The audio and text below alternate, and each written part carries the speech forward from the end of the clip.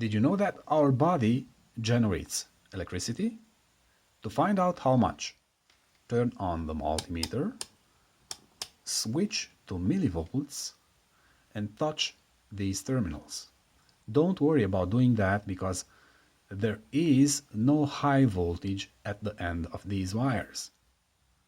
The multimeter is powered by a 9 volts battery, so it's 100% safe to do that.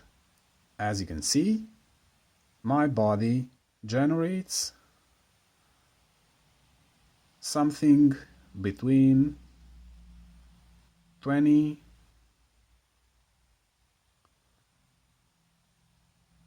and 70 millivolts. Interesting, right? Fun fact: heart in German is Hertz, and Hertz is what we use to measure frequency.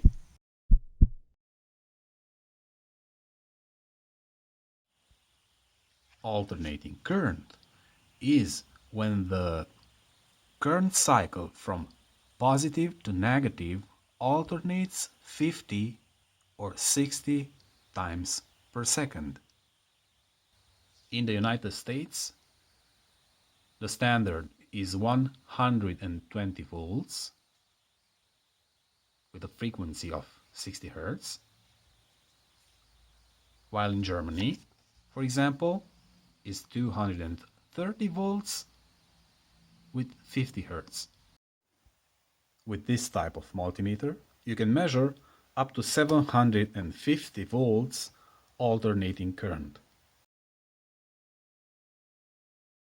Always switch the multimeter to a value that is higher than the voltage you want to measure.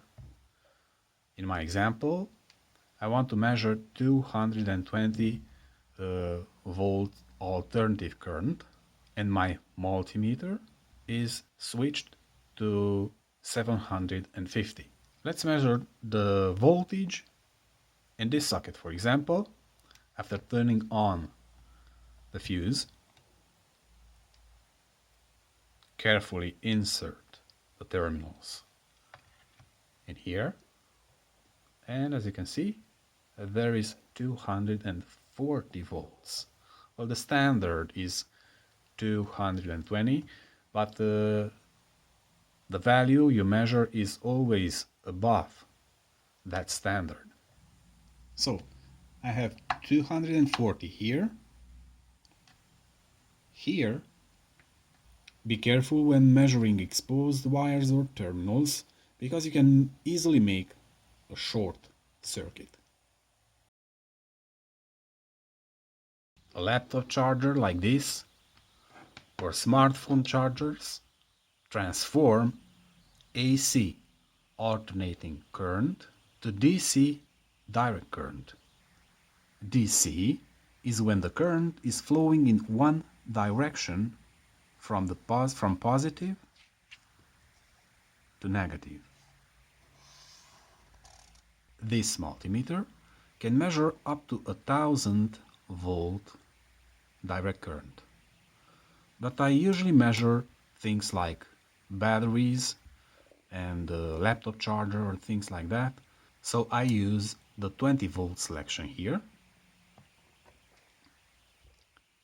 And when measuring direct current, the red pole is for positive and the black pole is for negative. Let's test this battery, for example, which is a 3 volt battery. This is the positive pole and this is the negative.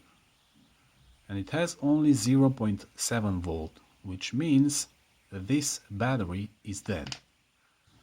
A good 3 volt battery should display at least 3 volt, 3.1 in this case, which is okay. This battery is okay. A 9 volt battery should display at least 9 volts, and this is 8.3 volt. It's almost drained out. And this is a 1.5 volt battery, and if I connect the plus pole to plus and the minus pole to minus, it shows up 1.59 volt. So this is how you can test your batteries.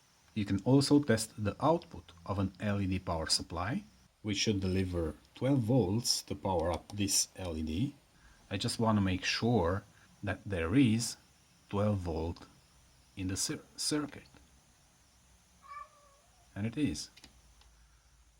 That's correct. Here we have no power, but once I push the button and the LED lights up, I also have 12 volts here, as you can see.